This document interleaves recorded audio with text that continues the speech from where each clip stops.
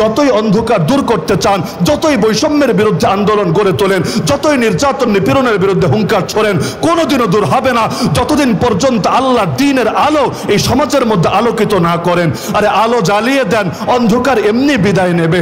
আলো জ্বালাবেন না, অন্ধকারকে ইনভাইট করতে হবে না, আপনা আপনি এসে শিকড় গাড়বে। সুতরাং বাংলাদেশকে যদি আলোয় আলোকিত করতে চান, পৃথিবীর প্রতিটা ইঞ্চি ইঞ্চি মাটিকে যদি আলোয় আলোকিত করতে চান, উপায় একটাই, রাস্তা একটাই, আল্লাহ নবীর শরীয়তকে, আল্লাহ নবীর আনিত দ্বীনকে, আল্লাহ নবীর খেলাফত, তার প্রতিনিধিত্বকে সমাজের মধ্যে বাস্তবায়ন করেন।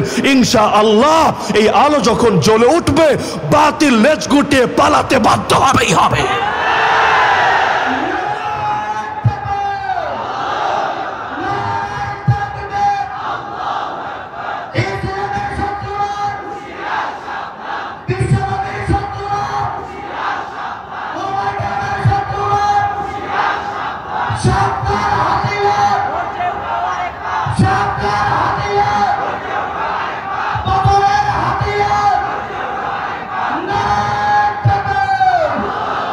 ইসলামের প্রথম কাফেলা যখন হিজরত করে গিয়েছিল হাবাসায়, নাজাশির দেশ তথা ইথিওপিয়ায়, যাওয়ার পরে পেছনে পেছনে মক্কার কুরাইশও তাদের একদল নেতাকে, প্রতিনিধিকে পাঠিয়ে দিল, যাও এদেরকে ফিরিয়ে আনো দেশে। তারা গিয়ে নাজাশিকে বলতে শুরু করলো, বাদশাহ এরা জঙ্গি, এরা উগ্রবাদী, এরা মৌলবাদী, এরা টেরোরিস্ট, আমাদের দেশ তো বরবাদ করেছেই, এখন আপনাদের দেশে আশ্রয় দিলে এটাও বরবাদ করবে, এদেরকে ফিরিয়ে দেন, আমাদের হাতে আইনের শাসন নিশ্চিত করব, আমরা জঙ্গিবাদের বিরুদ্ধে দুর্বার আন্দোলন গড়ে তুলব, ওয়ার ওয়ান টেরর পরিচালনা করব। তারা ভেবেছে নাজাশিকে বললে নাজাশির মন তো গলেই যাবে, কিন্তু তারা জানে না রূপকথা শুনিয়ে আর কল্পকাহিনী বলেই সবসময় সবাইকে গিলানো যায় না। আরে দেশ স্বাধীন হয়েছে তাতে কি, গতকাল পর্যন্ত দেখা গেল যে নতুন করে আবার সেই জঙ্গি নাটকের সূচনা করেছিল, দুইজনকে ধরে দাবি করেছে আবার দুইজন জঙ্গি পাওয়া গিয়েছে, আর ইসলাম বিদ্বেষীরা খুশি। আরে এতদিন তো তোমরা বলেছো জঙ্গি নাটক এটা ভুয়া, এটা সরকার পরিচালিত করে ইন্ডিয়া এবং বিভিন্ন দেশের দৃষ্টি আকর্ষণের জন্য, এখন তো প্রমাণিত হয়ে গেল এগুলো ভুয়া না, এগুলো আসলেই, কারণ এখন তো আর মিথ্যা বলবে না, ঠিকই তো বলছে, জঙ্গি গ্রেফতার হয়েছে। কিন্তু পাগল জানে না এই জাতি সচেতন হয়ে গিয়েছে, ওরা জানে না যেই জাতি একবার রক্ত দিতে শিখে গিয়েছে ওই জাতিকে আজে বাজে গল্প শুনিয়ে তাদের চেতনা আর মনোবল ভাঙা যাবে না। তো যার কারণে গোটা জাতি যখন গর্জে উঠেছে, আরে কিসের জঙ্গি নাটক দেখাচ্ছ, আমাদেরকে প্রমাণ দিতে হবে। আর স্বাধীন বাংলায় এই আমেরিকার শেখানো বলি ওয়ার ওয়ান টেরর জঙ্গিবাদের কেচ্ছা চলবে না। আজকে দিনটা শুরু হতে না হতে বলল থুক্কু, সরি আমাদের ভুল হয়েছে, আসলে শব্দটা হবে নাশকতাকারী, মিস্টেক বশত জঙ্গি শব্দ কোন পত্রিকায় লেখা হয়ে গিয়েছে। তার মানে জাতি যদি জেগে ওঠে তখন তাদেরকে বিভিন্ন আজে বাজে গল্প শুনিয়ে ঘুম পাড়িয়ে রাখা যায় না। তো নাজাশিকে বলল ফিরিয়ে দেন না আমাদের কাছে। এখন নাজাশি বললেন তোমাদের একপাক্ষিক কথা শুনে আমি বিচার করতে পারি না, ওদেরকে ডাকি। ডাকা হলো, সেখানে জাফর তাইয়ার রাদিয়াল্লাহু তাআলা আনহু তার সামনে গিয়ে ছোট্ট একটা ভাষণ দিলেন।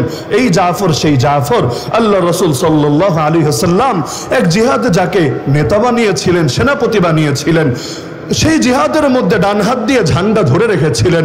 এক কাফের এসে তরবারি দিয়ে আঘাত করে ডান হাতটা কেটে ফেলেছিল। আরে হাত গেছে তাতে কি, কালেমার ঝান্ডা জমিনে পড়বে, এটা কি মুসলমান মেনে নিতে পারে? বাম হাত দিয়ে ধরে নিয়েছে ঝান্ডা। এবার জালেম এসে বাম হাতেও আঘাত করেছে, বাম হাতটাও কেটে গিয়েছে, তাতে কি, বাহু দিয়ে আগলে রেখেছে। আর অবশেষে যখন চূড়ান্ত আঘাত হয়েছে, আল্লাহর বান্দা জান কোরবান করেছে, কিন্তু শেষ মুহূর্ত পর্যন্ত চেষ্টা চালিয়েছে নিজের যত কষ্ট হোক যে কোনো মূল্যে কালেমার পতাকা, ইসলামের পতাকা, আল্লাহ নবীর দেওয়া ঝান্ডা সমুন্নত রাখবেই রাখবে। এই সংবাদ দুনিয়ার কেউ দেওয়া লাগলো না, জিবরিল আমিন এসে আল্লাহ রসুল সাল্লাল্লাহু আলাইহি ওয়াসাল্লামকে দিয়ে দিলেন। আল্লাহ রসুল মদিনার সাহাবীদেরকে মদিনার মসজিদে একত্রিত করে সংবাদ শোনালেন। তার চোখ থেকে পানি ঝরছিল। নবী বললেন আরে আমার জাফর আল্লাহর জন্য দুইটা হাত কোরবান করেছে, বিনিময়ে আমার আল্লাহ জাফরকে জান্নাতের মধ্যে দুইটা ডানা দিয়েছে। আমি দেখেছি আমার জাফর সেই ডানা মেলে জান্নাত দৌড়ে বেড়াচ্ছে।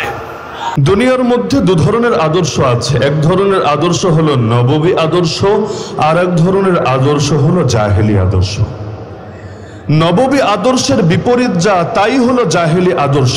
আল্লাহ রসুল সাল্লাল্লাহু আলাইহি সাল্লাম দুনিয়াতে এসেছিলেনই, রব্বুল আলামিন তাকে পাঠিয়েছিলেনই জাহেলিয়াতকে মুর্দা করার জন্য এবং ইসলামকে জিন্দা করার জন্য। হুয়াল্লাযী আরসালা রাসূলাহু বিল হুদা ওয়া দীনিল হক। কোরআন বলে দিচ্ছে তিনি সেই আল্লাহ যিনি তার রাসূলকে পাঠিয়েছেন হেদায়েত দিয়ে এবং দ্বীন হক দিয়ে, লিইয়ুযহিরাহু আলা দ্বীনি কুল্লি, যাতে করে সেই রাসূল ইসলামকে, দ্বীনকে, দ্বীন হককে, খোদার শরীয়তকে বিজয়ী করেন বাকি সকল দ্বীনের উপরে। সেই দ্বীন কোন ধর্মের নামে হোক, সেই দ্বীন কোন মতবাদের নামে হোক, সেই দ্বীন জাহেলিয়াতের রূপে হোক, সেই দ্বীন যেমনই হোক না কেন, সকল জাহেলিয়াত হবে মুর্দা, আল্লাহর জমিন আল্লাহর দ্বীন হবে জিন্দা। এজন্য আল্লাহ থেকে প্রেরণ করেছেন। এই লক্ষ্য আল্লাহর রাসূল সেই মক্কার জীবনে পর্যন্ত, মদিনায় না শুধু, মক্কার জীবনে পর্যন্ত এতটা স্পষ্ট রেখেছিলেন। যখন এই আবু জাহাল এবং তার অন্যান্য সাঙ্গপাঙ্গরা আল্লাহ রসুলের চাচা আবু তালেবকে এসে বুঝিয়েছিল, তোমার ভাতিজাকে থামতে বলো, বিনিময়ে সে যা চায় তাই আমরা দেব। নারী চাইলে আরবের সবচাইতে সুন্দরী নারী এনে দেব, আরে সে যদি সম্পদ চায় সম্পদের পাহাড় বানিয়ে দেব, যদি ক্ষমতা চায় তাও বলে ফেলুক, তাকে দারুন নদওয়া নামক পার্লামেন্টের মেম্বার বানিয়ে নেব। আর যদি জিনে ধরে সেটাও বলুক, আমরা সবচাইতে ভালো কবিরাজ ডেকে এনে চিকিৎসা করাবো। নাউযুবিল্লাহি মিন যালিক। আল্লাহর রাসূল তাদের এ সকল কথার পরিপ্রেক্ষিতে বলেছিলেন, ফাওয়াল্লাহ, আল্লাহর কসম করে বলছি, লাউ ওয়াদাউ শামসা ফি ইয়ামিনি ওয়াল কামারা ফি ইয়াসারি আলা আন আতরুকা হাযাল আমরা মা তারাকতুহু হাত্তা ইউযহিরাহুল্লাহ ওয়া আহলিকা দুনাহু। আরে কিসের লোভ দেখাও, কিসের স্বপ্ন দেখাও? আমার ডান হাতে যদি আকাশে সূর্য এনে দাও, বাম হাতে যদি আকাশের চাঁদটাও এনে রাখো, তবুও তুই আদর্শ আমি ছাড়বো না, যতদিন না আল্লাহ তার জমিনে তার দ্বীনকে করবেন জিন্দা, অথবা আমি নবী হব মুর্দা, যেটাকে আমাদের ভাষায় সহজে আমরা বলি হয়তো শরিয়ত নয়তো শাহাদাত। আমাদের শেখুল হাদিস ইবনে শেখুল হাদিসও কারাগার থেকে বের হয়ে ঘরে ফেরার আগেই এই হুঙ্কারটাই ছুড়েছিল, হয়তো খেলাফত নয়তো শাহাদাত। আরে জীবনের কি দাম আছে যদি আমার জীবনের বিনিময়ে আল্লাহর জমিনে আল্লাহর দ্বীন জিন্দা করা না যেতে পারে? আবু বকর সিদ্দিক রাদিয়াল্লাহু আনহু যেভাবে গর্জে উঠেছিলেন, আয়ান কুসুদ্দিন ওয়ান হাই, আমি জিন্দা থাকতে ইসলামের মধ্যে এতটুকু ত্রুটি ঢুকবে এটা কিছুতেই মেনে নেওয়া যাবে না।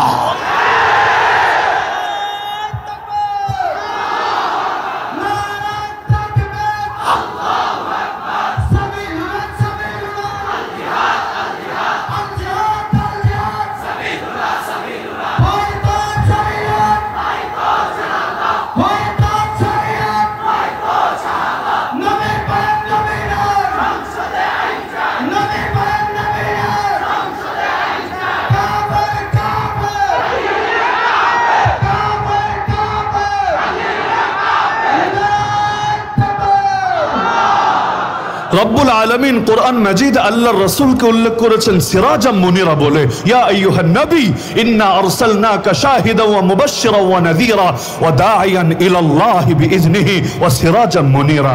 সিরাজাম মুনিরা মানে হলো এমন বাতি যেই বাতি আলো বিকিরণ করে, আলো বিতরণ করে, আলোয় চতুর্পাশকে আলোকিত করে তোলে।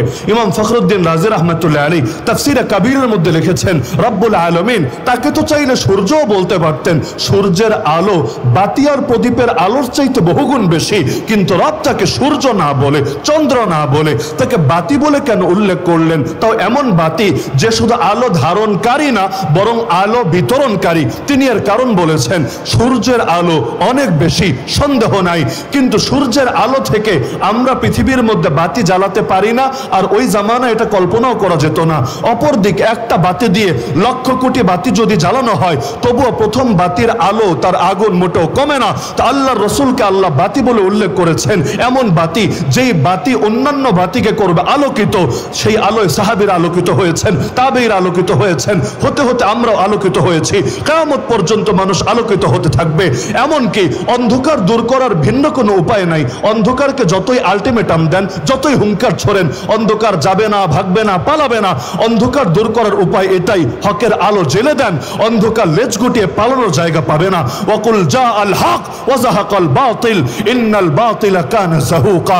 আপনি বলুন হক এসেছে, বাতিল দূর হয়েছে, নিশ্চয়ই বাতিল দূর হওয়ারই ছিল। আজকে বাংলাদেশে যখন আপনি জুলুম দেখেন, আপনি বৈষম্য দেখেন, নির্যাতন দেখেন, নিপীড়ন দেখেন, দুর্নীতি দেখেন, খুনোখুনি দেখেন, রক্তারক্তি দেখেন, আফসোস করেন কিভাবে অন্ধকার দূর হবে, কিভাবে সমাজটা আবার আলোয় আলোকিত হবে। আরে জবাব এই আয়াতের মধ্যেই আছে। যতই অন্ধকার দূর করতে চান, যতই বৈষম্যের বিরুদ্ধে আন্দোলন গড়ে তোলেন, যতই নির্যাতন নিপীড়নের বিরুদ্ধে হুঙ্কার ছোড়েন, কোনোদিনও দূর হবে না যতদিন পর্যন্ত আল্লাহ দ্বীনের আলো এই সমাজের মধ্যে আলোকিত না করেন। আরে আলো জ্বালিয়ে দেন, অন্ধকার এমনি বিদায় নেবে। আলো জ্বালাবেন না, অন্ধকারকে ইনভাইট করতে হবে না, আপনা আপনি এসে শিকড় গাড়বে। সুতরাং বাংলাদেশকে যদি আলোয় আলোকিত করতে চান, পৃথিবীর প্রতিটা ইঞ্চি ইঞ্চি মাটিকে যদি আলোয় আলোকিত করতে চান, উপায় একটাই, রাস্তা একটাই, আল্লাহ নবীর শরীয়তকে, আল্লাহ নবীর আনিত দ্বীনকে, আল্লাহ নবীর খেলাফত, তার প্রতিনিধিত্বকে সমাজের মধ্যে বাস্তবায়ন করেন। ইনশাআল্লাহ এই আলো যখন জ্বলে উঠবে, বাতিল লেজ গুটিয়ে পালাতে বাধ্য হবেই হবে।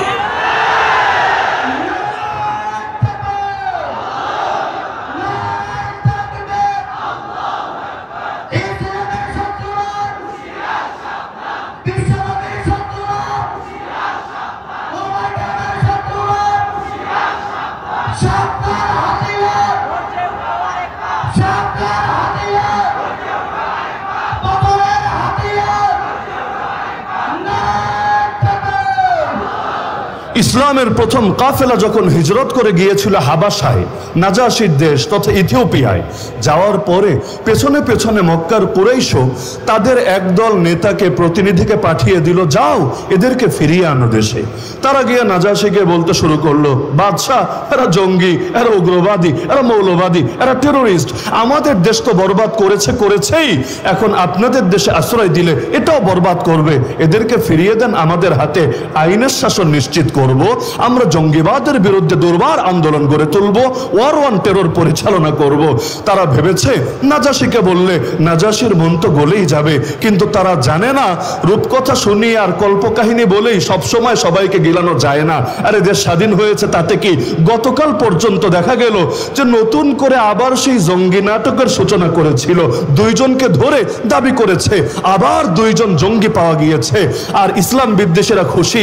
আরে এতদিন তো তোমরা বলেছো জঙ্গি নাটক এটা ভুয়া, এটা সরকার পরিচালিত করে ইন্ডিয়া এবং বিভিন্ন দেশের দৃষ্টি আকর্ষণের জন্য, এখন তো প্রমাণিত হয়ে গেল এগুলো ভুয়া না, এগুলো আসলেই, কারণ এখন তো আর মিথ্যা বলবে না, ঠিকই তো বলছে, জঙ্গি গ্রেফতার হয়েছে। কিন্তু পাগল জানে না এই জাতি সচেতন হয়ে গিয়েছে, ওরা জানে না যেই জাতি একবার রক্ত দিতে শিখে গিয়েছে ওই জাতিকে আজে বাজে গল্প শুনিয়ে তাদের চেতনা আর মনোবল ভাঙা যাবে না। তো যার কারণে গোটা জাতি যখন গর্জে উঠেছে, আরে কিসের জঙ্গি নাটক দেখাচ্ছ, আমাদেরকে প্রমাণ দিতে হবে। আর স্বাধীন বাংলায় এই আমেরিকার শেখানো বলি ওয়ার ওয়ান টেরর জঙ্গিবাদের কেচ্ছা চলবে না।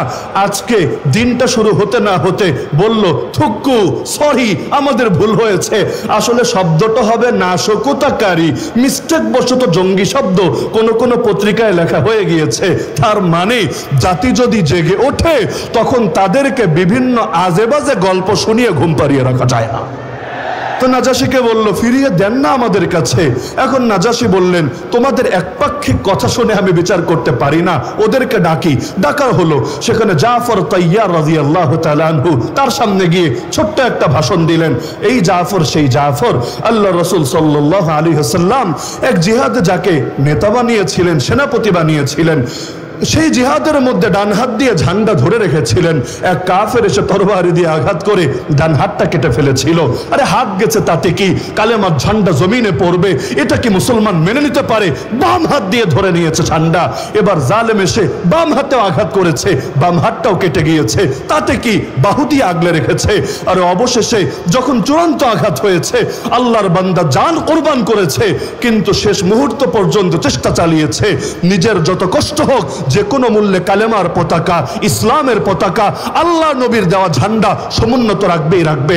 এই সংবাদ দুনিয়ার কেউ দেওয়া লাগলো না, জিবরিল আমিন এসে আল্লাহ রসুল সাল্লাল্লাহু আলাইহি ওয়াসাল্লামকে দিয়ে দিলেন। আল্লাহ রসুল মদিনার সাহাবীদেরকে মদিনার মসজিদে একত্রিত করে সংবাদ শোনালেন। তার চোখ থেকে পানি ঝরছিল। নবী বললেন আরে আমার জাফর আল্লাহর জন্য দুইটা হাত কোরবান করেছে, বিনিময়ে আমার আল্লাহ জাফরকে জান্নাতের মধ্যে দুইটা ডানা দিয়েছে। আমি দেখেছি আমার জাফর সেই ডানা মেলে জান্নাত দৌড়ে বেড়াচ্ছে। এজন্য নামের অংশই হয়ে গিয়েছে তৈয়ার। তৈয়ার মানে যিনি উড়ে বেড়ান। তো জাফর তৈয়ার রাদিয়াল্লাহু আনহু বাদশার সামনে গিয়ে বললেন, আইয়ুহাল মালিক, হে বাদশা, কুন্না কওমান আহলা জাহিলিয়া, আমরা ছিলাম সেই জাতি যারা ছিলাম জাহেলিয়াতের ধ্বজাধারী, জাহেলিয়াতে লিপ্ত। নাবুদুল আসনাম, আমরা মূর্তির পূজা করতাম। আরব জাতি বহু রকম মূর্তির পূজা করত, কখনো পাথরের মূর্তির, কখনো মাটির মূর্তির, এমনকি ইতিহাস বলে কখনো খেজুরের তৈরি মূর্তির। মূর্তি বানাতো খেজুর দিয়ে, ক্ষুধা লাগলে আবার সেটাকে খেয়ে ফেলতো আচ্ছা রকম করে, আবার প্রয়োজন পড়লে বানিয়ে নিত খেজুর দিয়ে। আমাদের দেশে যেমন আইন যখন মনে চায় নিজেরা বানিয়ে নেয়, এই আইন দিয়ে হুজুর দমানো যাবে, এই আইন দিয়ে ইসলামপন্থীদেরকে বরবাদ করা যাবে। আবার যখন আইন গিয়ে নিজের দলের কারো গায়ে পড়ে, আস্তে করে আইনটারে গিলে খেয়ে নতুন আইন আবার প্রসব করে। তো নাবুদুল আসনাম, আমরা মূর্তি পূজা করতাম। ওয়ানাকুলুল মাইতা, মৃত প্রাণীর গোশত ভক্ষণ করতাম। ওয়ানাতিল ফাওয়াহিশ, আমরা অশ্লীল কাজে লিপ্ত হতাম। ওয়ানাকতাউল আরহাম, আমরা আত্মীয়তার বন্ধন ছিন্ন করতাম। ওয়ানুসিউল জিওয়ার, আমরা প্রতিবেশিত্বের ব্যাপারে খারাপ মন্দ আচরণ করতাম। শুধু তাই না, ওয়ায়াকুলুল কাউইয়্যু মিন্না আদ-দাঈফ, আমাদের মধ্যে যারা শক্তিশালী তারা দুর্বলদেরকে খেয়ে ফেলতো। পুরো বাঙালি জাতির মতো অবস্থা আর কি, মাছে ভাতে বাঙালি, বড় মাছ খেয়ে নেয় ছোট মাছকে। যে যত শক্তিশালী হয় দুর্বলের উপর এসে বল খাটিয়ে নিজের বীরত্ব জাহির করে। এই দেশের মধ্যে দেখবেন যতদিন দুর্বল, হায়রে দেশপ্রেম, হায়রে মুক্তিযুদ্ধের চেতনা, হায়রে স্বজন হারানোর বেদনা, ডায়লগ আর ডায়লগের শেষ নাই। কিন্তু যেই মাত্র ক্ষমতার গদিতে এসে বসে তখন আর ডায়লগ মনে থাকে না, বলি মনে থাকে না। আর সবচাইতে বড় আফসোস লাগে, আরে হাতি হয়ে লাগতে আসে পিঁপড়ার লগে, অস্ত্র আছে, বাহিনী আছে, দলীয় গুন্ডা আছে, সব আছে, আর এসে আলেম ওলামার সঙ্গে টক্কর লাগিয়ে নিজেদের বীরত্ব জাহির করার চেষ্টা করে। পাগলরা ভাবে এই হুজুরদেরকে জেলে ভরে রাখলেই মনে হয় আগামী বাংলাদেশে শান্তিতে দেশ পরিচালনা করা যাবে। কিন্তু আমার দিল সাক্ষ্য দেয়, আমার কাছে দলিল নাই, আমার দিল সাক্ষ্য দেয় 2001-এ যে হলুদ কার্ড খেয়েছে আর 2024-এ এসে যে লাল কার্ড খেয়ে পালাতে বাধ্য হয়েছে, আমার দিল সাক্ষ্য দেয় ওলামায়ে উম্মতের শানে, ওলামায়ে উম্মতের শানে বেয়াদবি করার কারণে এই ফল হয়েছে।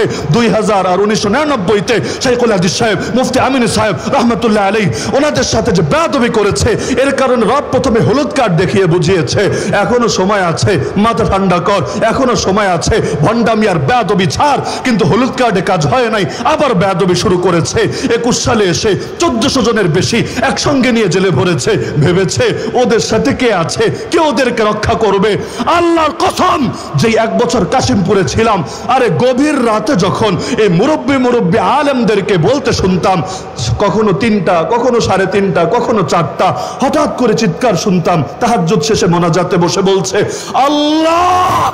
আরে এমন একটা গভীর আওয়াজ বের হতো, দিল সাক্ষ্য দিত এই বদদোয়া যার গায়ে লেগেছে, আরে ওর পতন হবেই হবে।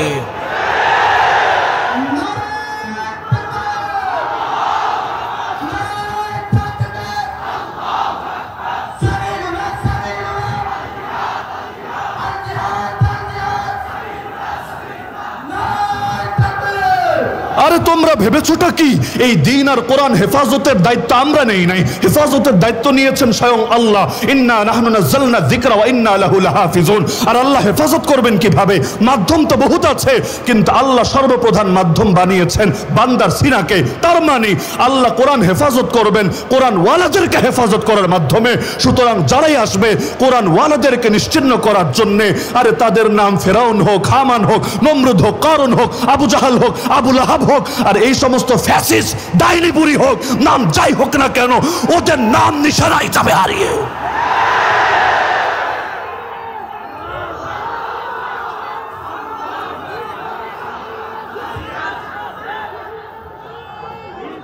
তো জাফর রাদিয়াল্লাহু আনহু বলেন, ফাকুন্না আলা যালিক, আমরা এভাবে জাহেলিয়াতের উপর ছিলাম, হাত্তা বাআসাল্লাহু রাসূলাম মিন্না, এমত অবস্থায় আল্লাহ আমাদের ভেতর থেকে একজনকে রাসূল বানিয়ে পাঠালেন। ফাদাআনা ইলাল্লাহি আযজা ওয়া জাল, তিনি আমাদেরকে মহামহিম আল্লাহর দিকে দাওয়াত দিলেন। লিনওয়াহিদাহু ওয়া না'বুদা, যেন তার একত্ববাদের ঘোষণা দেই, যেন একমাত্র তারই ইবাদত করি। ওয়া নাখলা মা কুন্না না'বুদু নাহনু ওয়া আবাউনা মিন দুনিল্লাহি মিনাল হিজারাতি ওয়াল আওসান, সে আল্লাহকে বাদ দিয়ে যত পাথর অথবা যত প্রতিমার পূজা করতাম এই সব কিছু যেন পরিহার করি। ও আমারানা, তিনি আদেশ করেছেন বিসিদকিল হাদিস, যেন সত্য বলি। ও আদাইল আমানা, আমানত আদায় করি। অসিলাতের রাহিম, আত্মীয়তার বন্ধন রক্ষা করি। ও হুসনিল জিওয়ার, প্রতিবেশিত্বের সঙ্গে উত্তম আচরণ করি।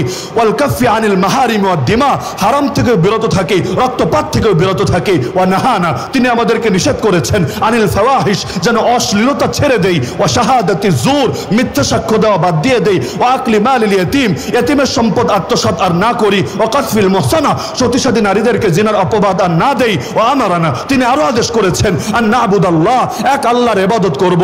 লা নুশরিকু বিহি শাইআ, তার সঙ্গে যেন কোনো কিছুকে শিরিক শরিক না করি। ওয়া ইকামাস সালাহ, সালাত কায়েম করি। ওয়া ইতাআজ যাকাত, যাকাত আদায় করি। ক্বালাত ফাআদ্দাদা আলাইহি উমুরুল ইসলাম, এভাবে একটা একটা করে ইসলামের বিধানগুলো তুলে ধরলেন। সব শুনে নাজাশী বললেন, নেতাজিরা তোমরা তোমাদের পথ দেখো, আমি এই মুসলমানদেরকে কিছুতেই তোমাদের হাতে তুলে দেব না। তাহলে আল্লাহ রসুল এসেছিলেন সিরাজা মুনিরা হয়ে, এমন আলো যে আলোয় গোটা পৃথিবী আলোকিত হয়ে উঠবে। সুতরাং এই অন্ধকার জামানায় নব্য জাহেলিয়াতের মধ্যেও পৃথিবীর বুকে আলো জ্বালাতে চাইলে আল্লাহ রসুলের সিরাত বাদ দিয়ে, আল্লাহ রসুলের নববী আদর্শ বাদ দিয়ে ভিন্ন কোনো তরিকায় সফলতা অতীতেও আসে নাই, আজও আসবে না, কোনোদিন আসা সম্ভব না। সুতরাং আল্লাহ রসুলের প্রতিটা শিক্ষাই আমাদের কাছে আমানত। আমাদের জান যেতে পারে, কিন্তু রক্ত দিয়ে হলেও আল্লাহর নবীর কোনো আমানতকে কিছুতেই নষ্ট হতে দেব না। আল্লাহ নবী যে ইসলাম আমাদের কাছে দিয়েছেন, সেই ইসলামে নামাজও আছে, রোজাও আছে, হজও আছে, যাকাতও আছে, ইলমও আছে, আত্মশুদ্ধিও আছে, দাওয়াতও আছে, সবই আছে। পাশাপাশি জিহাদও আছে, খেলাফতও আছে, কাফের মুশরিকদের দাঁত ভাঙা জবাব দেওয়ার শিক্ষাও আছে। সুতরাং এই পুরো কোরআনই তো আমানত, নবীর পুরো আদর্শই তো আমানত। তো এখন নামাজের কথা বললে ভালো বলবা, রোজার কথা বললে ভালো বলবা, ইলমের দাওয়াত দিলে ভালো বলবা, আর আত্মশুদ্ধির কথা বললে ভালো বলবা, আর জিহাদের কথা বললে জঙ্গি বলবা, খেলাফতের কথা বললে উগ্রবাদী বলবা। আল্লাহর কসম, তোদের চোখে যদি জিহাদ উগ্রবাদ হয়, তোদের চোখে যদি খেলাফত সাম্প্রদায়িকতা হয়, তোদের চোখে যদি আল্লাহ নবীর আদর্শ টেররিজম হয়, আল্লাহর কসম, আল্লাহর কসম, আল্লাহর কসম, তোদের সব গালি মাথা পেতে নিতে রাজি আছি। যেই গালি মনে চায় সেই গালি দে, কিন্তু আমরা কোনো কিছুর বিনিময়ে নবীর কোন আদর্শ ছাড়তে রাজি না।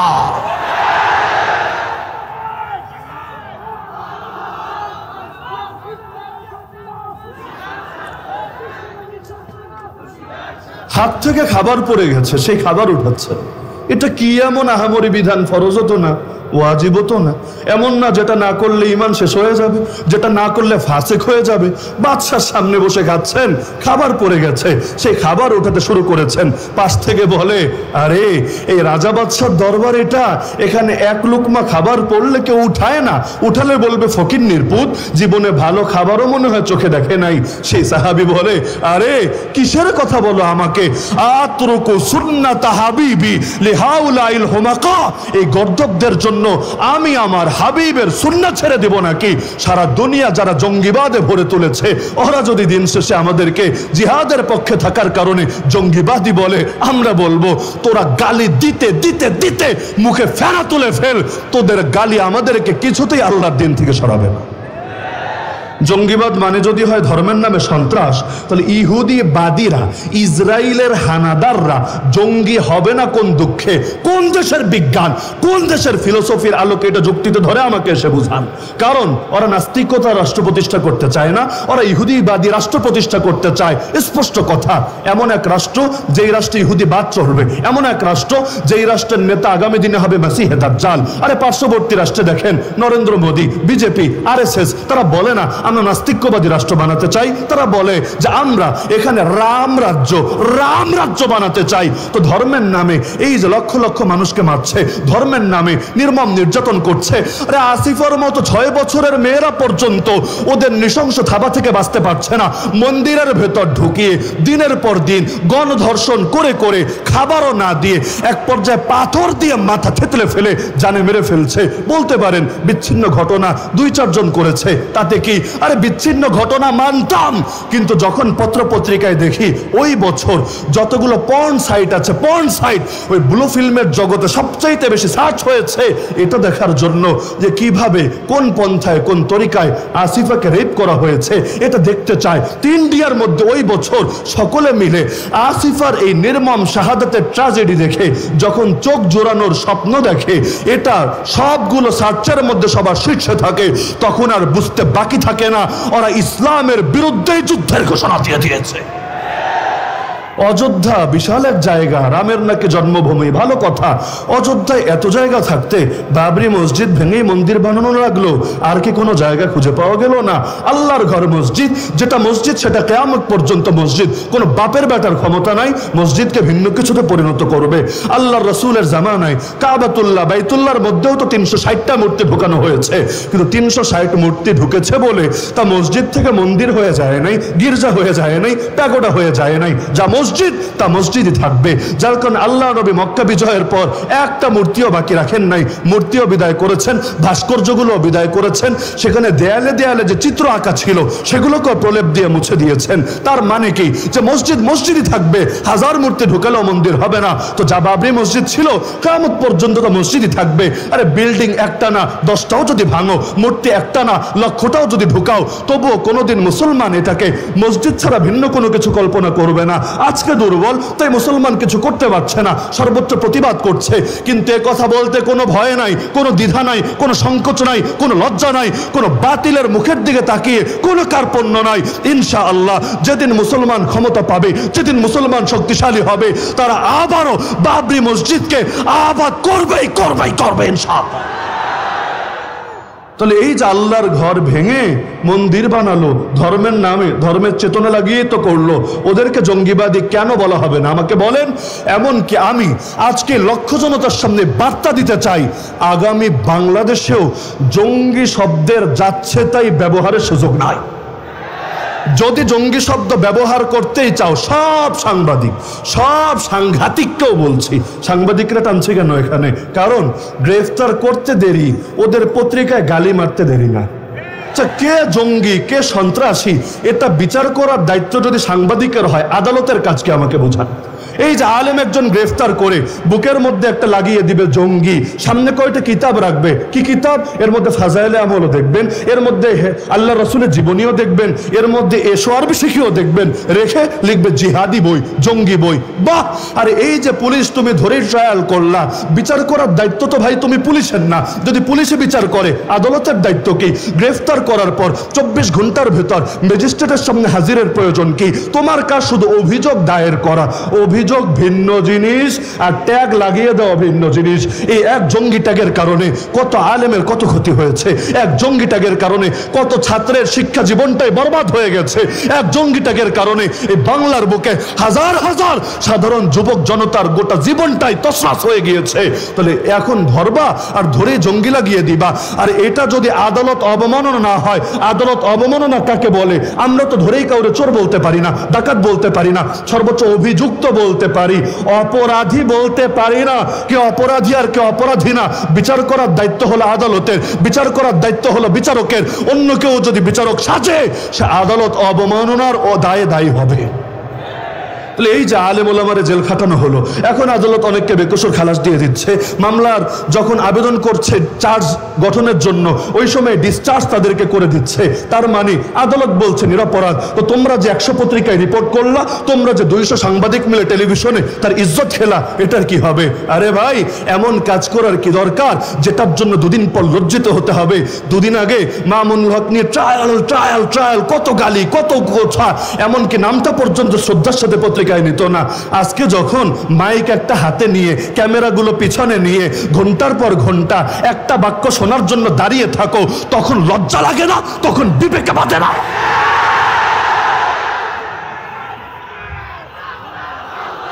ওরা ভেবেছেটা কি? আরে বাংলায় তো বলে এই দিন দিন নয়, আরো দিন আছে। আজকে ইসলামপন্থীরা দুর্বল, তাতে কি? আল্লাহর রাসূলকেও তো মক্কায় দুর্বল করে রাখা হয়েছিল, কোরআনে আছে ওয়াজকুরু ইয আনতুম কালিলুম মুস্তাদআফুনা ফিল আরদ। মুসলমানরা স্মরণ করো এই দিনের কথা যখন তোমরা সংখ্যায় কম ছিলা, পৃথিবীতেও দুর্বল ছিলা। তাখাফুন, তোমাদের সর্বদা ভয় হতো, আইয়াতাখাত্তাফুকুমুন নাস, মানুষ তোমাদেরকে বুঝি ছো মেরে নিয়ে যাবে। কখন এসে কালো একটা মাইক্রো থামবে, কখন এসে সাদা একটা হাইয়েস্ট থামবে, এসে রাস্তা থেকে খপ করে ঢুকিয়ে নিয়ে যাবে। নিয়ে 5 দিন খবর নাই, 10 দিন খবর নাই, 6 মাস খবর নাই, তারপর বাসায় একটা ঢুকিয়ে বলবে জঙ্গি পাওয়া গিয়েছে। বাহ বাহ, কি আজীব এক তামাশা। তাহলে এই বাংলার জমিনে আগামীতে যদি জঙ্গি শব্দ ব্যবহার করার এসকো জাগে, খাহেশ জাগে, আমি লক্ষ জনতার সামনে ঘোষণা দিচ্ছি, তোমাদেরকে এই লাইনও সততার পরিচয় দিতে হবে। সততা মানে কি? যদি বলো ধর্মের নামে, আদর্শের নামে সন্ত্রাস করলে সেটাকে জঙ্গিবাদ বলে, তো নাস্তিক যে কয়টা আছে, নাস্তিক্যবাদের নামে যারা সন্ত্রাস করে, যারা গালিগালাজ করে, যারা আমার প্রিয় নবীকে নিয়ে কটূক্তি করে, আর এমনকি যারা ভিন্ন ধর্মের লোক, ধর্মের নাম আমি টানতে যাচ্ছি না, ওরা যত রাহাজানি করে, ওরা যত অগ্নি সন্ত্রাস করে, ওরা যত খুনোখুনি করে, এগুলোকেও জঙ্গিবাদ বলে চালাতে হবে। ওদেরকে গ্রেফতার করেও জঙ্গি নামে আখ্যায়িত করতে হবে। আর যদি দেখি খালি দাড়ি টুপিওয়ালা, আর যদি দেখি খালি মাদ্রাসা পড়নেওয়ালা, আর যদি দেখি খালি আলেমা ছাত্র জনতার সামনে জঙ্গি শব্দ ব্যবহার করা হয়, ইনশাআল্লাহ সুম্মা ইনশাআল্লাহ এই জাতি তোমাদেরকে এমন ভাবে রুখে দেবে, তোমরা হেলিকপ্টারে করেও পালাতে পারবে না। আরে তোমাদেরকে নির্মম ভাবে লজ্জিত হতে হবে। তাহলে আল্লাহর রাসূল সাল্লাল্লাহু আলাইহি ওয়াসাল্লাম আমাদেরকে এক আদর্শ দিয়ে গিয়েছেন। আমাদের কাজ জাস্ট নবীর আদর্শ হুবহু অনুসরণ করা, যুক্তির পেছনে, অন্ধত্বের পেছনে না ছোটা। যুক্তির পেছনে তো ইবলিস ছুটেছিল। আল্লাহ বললেন সেজদা দে, ইবলিস বলল সেজদা দিব না। আমি হলাম উত্তম, নবী হলো অধম। বাহ, সাহসটা কত বড়! আমি হলাম উত্তম, নবী হলো অধম। কেন? খালাকতানি মিন নার ওয়া খালাকতাহু মিন তিন। আমাকে সৃষ্টি করেছো আগুন থেকে, তাকে সৃষ্টি করেছো মাটি থেকে। আজকের যুগে কিছু মানুষ মাদ্রাসায় পড়ে নাই, জেনারেল লাইনে পড়েছে, মাওলানা মুফতি হতে পারে নাই, বড় ডক্টর, বড় বুদ্ধিজীবী, বড় কিছু হয়ে গিয়েছে। এখন যদি বলা হয় আলেমের পরামর্শ শোনো, বলে আলেম দিয়ে কি হবে? নাহনু খায়রুম মিনহুম, আমরা তাদের চাইতে উত্তম। ওদের সুরে আর ইবলিসের সুরে কি পার্থক্য থাকে? যত বড় বিদ্বান হও, যত বড় শিক্ষিত হও, যত বড় জ্ঞানী গুণী হও, আরে আলেম তথা নবীর ওয়ারিসদের থেকে কোরআন সুন্নাহর আলোকে যদি তুমি সিদ্ধান্ত গ্রহণ না করো, পরামর্শ গ্রহণ না করো, তুমি ব্যর্থ হবাই হবা, ব্যর্থ হবাই হবা। কারণ রহমত আল্লাহর হাতে, বরকত আল্লাহর হাতে, নুসরত আল্লাহর হাতে, শান্তি আল্লাহর হাতে, মুক্তি আল্লাহর হাতে, হায়াত আল্লাহর হাতে, মৌত আল্লাহর হাতে। সবই যখন আল্লাহর হাতে, বাতিলের দালালিতে জীবন চলবে কোন দুঃখে? আমেরিকার হাতে শান্তি নাই, জাতিসংঘের হাতে বরকত নাই, চীনের হাতে মুক্তি নাই, ইন্ডিয়ার হাতে কোনো কিছু নাই। সব কিছু আছে একজনের হাতে, নাম তার আল্লাহ। আর সেই আল্লাহকে নারাজ করে কেউ কখনো ভালো থাকতে পারে না, আর সেই আল্লাহকে রাজি করে কেউ কখনো খারাপ থাকে না। হ্যাঁ, বলবেন আল্লাহকে নারাজ করে কতজন ভালো থাকে, কতজন কত সুখে শান্তিতে থাকে? হ্যাঁ থাকে। আল্লাহ যখন সাময়িক ঢিল দিয়ে থাকে, যখন আল্লাহ ধরে ইঁদুরের গর্তে গিয়েও পালানোর জায়গা খুঁজে পায়। দেখেন না, দেশের বর্ডার ক্রস করে আর এক দেশের মধ্যে ঢুকে কলাপাতায় আরামে শুয়ে থেকেও নিস্তার হয় না, পাবলিক সেখান থেকে এনে পর্যন্ত এমন মারা মারে, জনমের তরে জিনিসপাতি নাকি পর্যন্ত ফাটিয়ে ছাড়ে। তাহলে এটা আবার কেমন ভালো থাকা, এটা আবার কেমন ইজ্জত থাকা? আমরা জেলে থেকেছি, কষ্ট করেছি, কত সত্য। কেউ 3 বছর থেকেছেন, কেউ 10 বছর থেকেছেন, কেউ লাশ হয়ে বের হয়েছেন, কেউ নিজের হাঁটুকটা এমন ভাবে অবস্থা হয়েছে আর কখনো হয়তো ঠিকভাবে হাঁটতেও পারবেন না, কারো কোমর এমন ভাবে শেষ হয়েছে আর হয়তো কোনোদিন সুস্থ হবেন না। কিন্তু আল্লাহ যে ইজ্জত তাদেরকে দিয়েছেন, যে সম্মান তাদেরকে দিয়েছেন, ক্ষমতায় নাই তাও তাদেরকে দেখার জন্য মানুষ মুখিয়ে থাকে। আরে তোমরা শাহবাগে বিরিয়ানি বিতরণ করো, কয়জন লোক পাও? আজকের ধূপখোলা মাঠের চিত্র দেখো, তাওহীদি জনতা এই রোদের মধ্যে, গরমের মধ্যে বসার জায়গা পাচ্ছে না, তারপরও মানুষকে জায়গা দেওয়া যাচ্ছে না। কি বুঝলা? এই দেশ ইসলামের, এই দেশ কোরআনের, এই মাটির পরতে পরতে ইসলাম মিশে আছে। জুলুম করে, হামলা করে, মামলা দিয়ে তোমরা এই জমিন থেকে কখনোই ইসলামকে নিশ্চিহ্ন করতে পারবে না।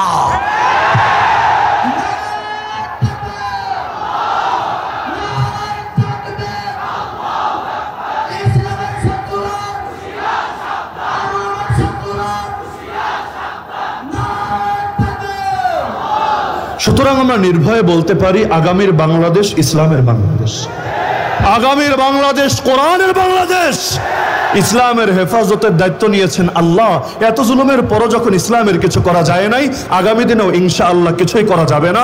আমাদের প্রয়োজন সদা সর্বদা হকের পক্ষে থাকা, ইসলামের পক্ষে থাকা, দিন শরিয়াত এবং কোরআনের পক্ষে থাকা। আরে সময়ে সময়ে রূপ পাল্টে না ফেলা, এমন না হওয়া। সুখের দিনে তো আছি, দুঃখের দিনে নাই। হক আর বাতিলের মধ্যে নিরপেক্ষতা চলে না, হয়তো হকের পক্ষে না হলে বাতিলের পক্ষে। মাঝামাঝি হতে যায়ও না, ঘোরাও না, গাধাও না, এটা আবার কোন হালুয়া। তো মাঝামাঝি হতে যেও না। কিছু লোক এখন নতুন করে এসে, এটা বলে আমি আলোচনার ইতি টানছি, হযরত চলে এসেছেন। কিছু লোক এখন নতুন করে এসে ধর্মনিরপেক্ষতার স্লোগান উচ্চকিত করতে শুরু করেছে। এত রক্ত দিয়েছি, এই রক্তের লাশ ধরে রাখতে চাইলে ধর্মনিরপেক্ষ বাংলাদেশ গড়ে তুলতে হবে। আল্লাহর কসম, এই ক্ষেত্রে নিরপেক্ষ শব্দ ভণ্ডামি ছাড়া কিছু না। নিরপেক্ষ আবার কি রে ভাই? হয়তো রহমানের পক্ষে, না হলে শয়তানের পক্ষে, হয়তো হকের পক্ষে, না হলে বাতিলের পক্ষে, হয়তো আলোর পক্ষে, না হলে অন্ধকারের পক্ষে। যারা বলে আমরা নিরপেক্ষ, তারা মূলত মুনাফিকদের মতো, যারা যারা ভেতরে ভেতরে শয়তানের পক্ষই লালন করে, তবে বলার সাহস রাখে না। সুতরাং নিরপেক্ষতার কোনো সুযোগ নাই। সুদিন এসেছে বলে সুর পাল্টানোর কোনো অবকাশ নাই। আগে এক টাকলু বলেছিল রাষ্ট্রধর্ম ইসলামকে বিদায় করবে, এখন নতুন করে আর এক কবি বলতে শুরু করেছে। না, আমি বলি ফরহাদ মজহার, রাষ্ট্রধর্ম ইসলাম দিয়ে কি হবে? রাষ্ট্র কি নামাজ পড়ে? রাষ্ট্র কি কোরআন পড়ে? আরে অদ্ভুত ব্যাপার। রাষ্ট্র ভাষা দিয়ে কি হবে তাহলে? রাষ্ট্রের কি মুখ আছে? রাষ্ট্রের কি জিহ্বা আছে? রাষ্ট্র কি কথা বলতে পারে? বলবে না।